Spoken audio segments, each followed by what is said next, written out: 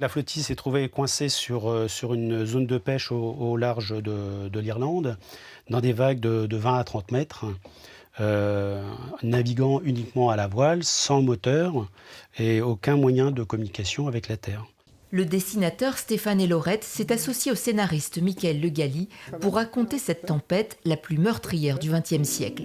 3 jours et 3 nuits en enfer, durant lesquels les pêcheurs, essentiellement bretons, luttent contre des vagues géantes. Le bilan est effroyable, 30 navires coulent, 207 hommes périssent noyés. Ce drame de 1930 a marqué la communauté maritime, mais il est passé dans les oubliettes de l'histoire. Les auteurs le ressuscitent en nous embarquant à bord du Saint-Budoc, bateau fictif de Concarneau. J'ai inventé les personnages, j'ai inventé les relations entre les personnages, des liens familiaux et amicaux, par exemple. Tout ça, c'est inventé. Mais tous les épisodes liés à la pêche et liés à cette tempête sont tirés de témoignages.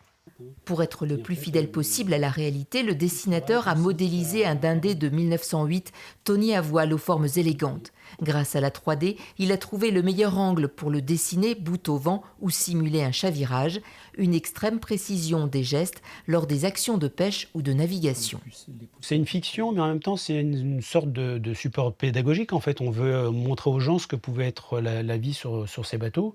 Donc, il fallait être exact dans le détail. Vous êtes marin ? Non, pas du tout, justement. Alors, il y a une partie de recherche photographique, mais en même temps de sentir soi-même, en fait, dans son corps, ce que peut engendrer une telle mer, quoi.